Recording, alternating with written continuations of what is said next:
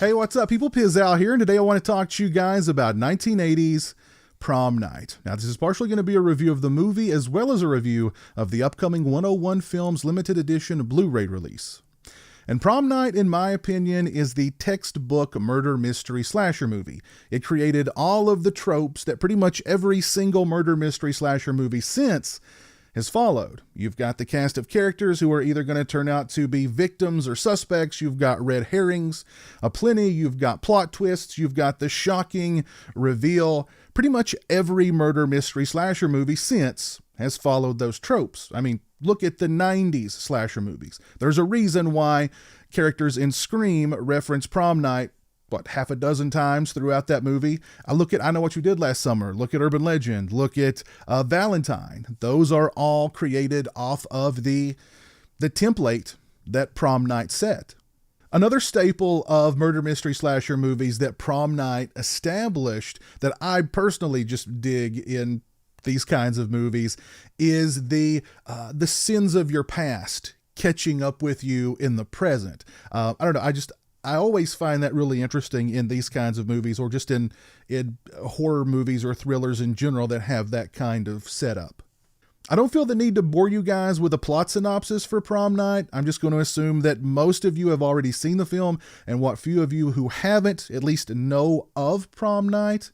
It's the kind of early 80s slasher movie that I can pop in and watch pretty much anytime. I love the look and feel of this movie, and it's the kind of look and feel that a lot of early 80s slasher movies have. Even some of the, lower tier slasher movies of that era, even some of the bad slasher movies of that era, I can still watch them and enjoy them just based on that early 80s slasher movie look and feel. Prom Night is also an old school slasher movie, which means that the first hour of the film is all about character development and setting up your suspects and your red herrings. And the bodies really don't start dropping until after the hour mark. We don't get to see any kills until it's actually prom night and we're at the prom, and then the body count starts to mount. And a lot of people who dislike Prom Night say it's that first hour. They find the movie just boring. I've never really found Prom Night boring at all. I like that kind of old school commitment to building your characters, building on your red herrings, creating suspects, and putting doubt in the mind of the viewer. That's something that a lot of horror movies just don't do today. They just throw kills at you every, like 3 to 5 minutes. Kill, kill, kill. Who's this character? It doesn't matter. They're dead. Who's this character? Why are they doing that? Doesn't matter. They're dead. I dig the fact that in Prom Night and some of these early 80s slasher movies that the film takes its time in establishing these characters. And I like most of the characters in Prom Night. Of course, you've got Jamie Lee Curtis as the star of the film. This was her second big horror film after Halloween, and she's fantastic here. She does everything that you would want to see Jamie Lee Curtis do in this kind of movie. She's wise beyond her years. She's headstrong. She's tough. She's the quintessential final girl. As a matter of fact, I would say that Jamie Lee Curtis's character in Prom Night has more final girl attributes than Laurie Strode in the original Halloween, to be honest. And I'm talking about the more common final girl attributes that we all think of when we think of the final girl. I feel like Jamie Lee Curtis's character in Prom Night embodies them more so than the Laurie Strode character in Halloween, before you guys come at me with torches and pitchforks. So please don't. Leslie Nielsen plays Jamie Lee Curtis's father in this film.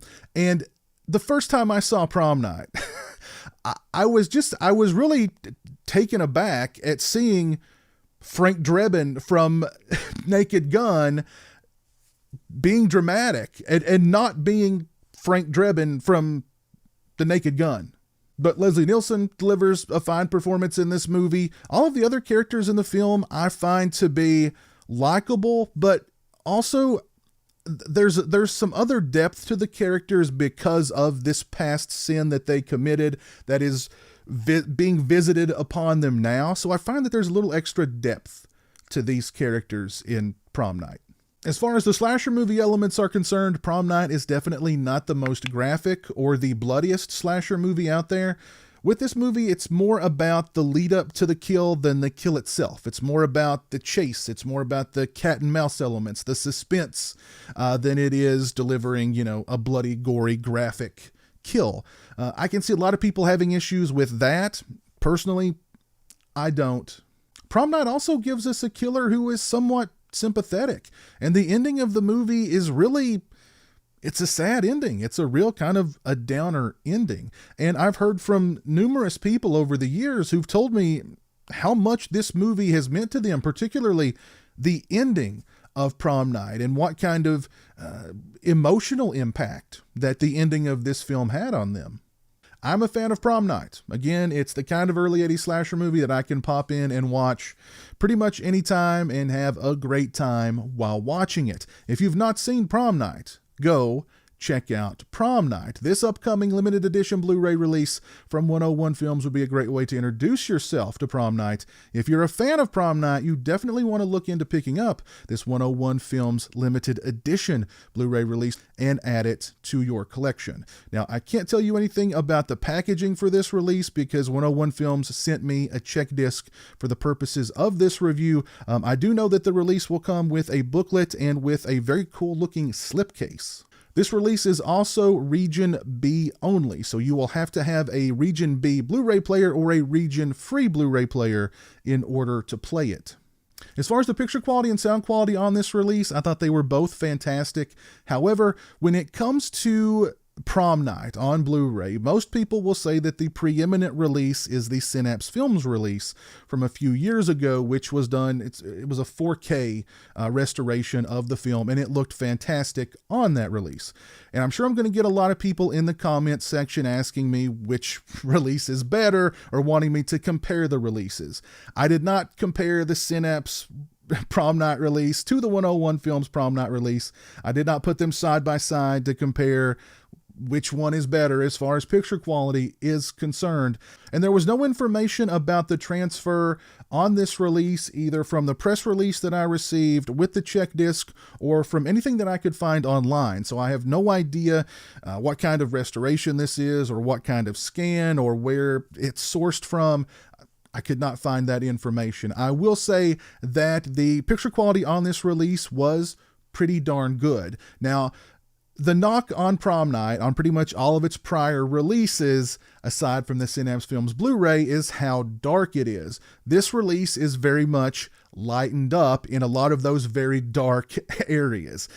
There were some moments in the film where I'm sure it's from the whatever print that they sourced this Blu-ray from was just damaged. When the killer is chasing the woman through the school, she's in I think the science lab or something like that.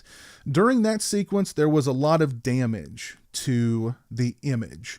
And I'm guessing, again, that comes from whatever print of Prom Night 101 Films sourced for this Blu-ray release. But aside from that, I thought the picture quality on this release was fantastic. I would give it a 4 out of 5. Same thing with the audio quality. I would give the audio quality a 4 out of 5. I thought the movie looked great and sounded great on this release from 101 Films. As far as extras are concerned, first up we have Chasing the Final Girl. It's 20 minutes and 37 seconds in length. It includes interviews with filmmakers Kate Shenton and Emma Dark, author Jonathan Rigby, and director Paul Lynch. They discuss the history of the slasher film and the Final Girl template. They discuss Jamie Lee Curtis's standing as the preeminent Final Girl, and they discuss the sexual subtext of slasher movies. Very interesting. Next up, we have a new interview with Prom Night director Paul Lynch. It's 15 minutes and 43 seconds in length. Mr. Lynch discusses the beginnings of Prom Night. He discusses meeting with Irwin Yablans originally, who encouraged him to make a horror film based on a holiday. Of course, Irwin Yablans produced Halloween. At first, he considered Thanksgiving as his setting for his horror film, but then he eventually settled on Prom Night. Mr. Lynch discusses casting Jamie Lee Curtis, the shooting locations, the music, the film's success, its sequels and remake, and much more. Very nice interview with Mr. Lynch. Next up, we have The Horrors of Hamilton High, The Making of Prom Night. It's 41 minutes and 4 seconds in length. It includes interviews with director Paul Lynch, actors Mary Beth Rubens, Jay Thompson, Michael Tuff, and Jeff Winkett, as well as art director Ruben Freed, prosthetic creator Warren Kyler, and composer Paul Zaza. They discuss the inception of Prom Night, casting Jamie Lee Curtis, Leslie Nielsen in his fart box. The actors discuss their characters and their characters' deaths. They discuss the disco music, the film's success, and the legacy of Prom Night. Very nice making of documentary for Prom Night. This was on the Synapse Films Blu-ray release from a few years ago, but yeah, really nice making of for Prom Night. We get additional scenes added for the television cut of the movie with Michael McClaverty, who edited the TV cut. It's 11 minutes and 11 seconds in length. We get 23 minutes and 15 seconds of outtakes, a still gallery, the original radio spots, the original theatrical trailer, and television spots for Prom Night. We also get 2 commentaries for the film. A new commentary with film director Jake West and Paul McAvoy, founder of the Fright Fest Film Festival, and the other commentary is with director Paul Lynch and screenwriter William Gray, moderated by Pat Jankowitz. I listened to a little bit of the movie with both of these commentaries. Both of them were very informative, very entertaining, and a lot of fun. The second commentary with the director and the screenwriter goes out of sync with the movie very early on. It's a little annoying, but not so annoying that you can't enjoy the commentary. But both good, informative, entertaining commentaries for Prom Night on this release.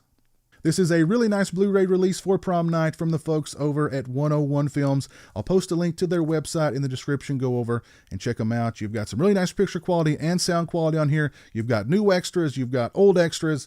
It's just a nice, solid release for Prom Night. Again, this is a Region B locked release, however, so you will need a Region B or a Region Free Blu-ray player in order to play it. If you've not seen Prom Night, again, I highly recommend it. This Blu-ray would be a great way to introduce yourself to the film. If you're a fan of Prom Night, you definitely want to look into this Blu-ray and add it to your collection. Please let me know your thoughts on Prom Night down in the comments section below. If you like this video, please leave it a thumbs up and share it on social media. If you're not following me on social media, those links are in the description. They're also right around here. As always, thanks so much for watching. I really appreciate it. Take care, and until next time, peace. Oh, and a word to the wise, if you do watch Prom Night, you will get the disco theme of Prom Night in your head, and it's extremely difficult to get out. I can't. Prom Night, everything is on. Join the $1 a Month Club and help support my channel on Patreon. Thank you to my current patrons, Kevin Smythe, B-Movie Mike, Robert Sobel, Turi Delamore, Stephen Flanagan, Lori Holt, Craig Farrand, Farron Sutton, Jeremiah Lambert, Grindhouse Grotto, Derek Jana, Demon Waffles, Simon Clark, Stone Gassman, Zachary Barton, Lauren Dixon, James Welch, Eli Geisler, Jeff Overing, Pete Toll, Kyle McGuire, Jay the Stingray, Andrew McDonald, Dave Barnes, Jonathan Lundy, Chris Gonzalez, R-Rated Horror, Fear Fuel, Jason Breitenbach, Brandon Bisdick, Steak Sauce, OG Myers, Mark Striano, Jeff Gardner, Travis Davis, The Obsoletionist, Chris Earls, Kevin Fitzpatrick, Randall Beatty, Joseph Hinkle, Hey Isn't That Devon Graham, and Christian Hannah Horror.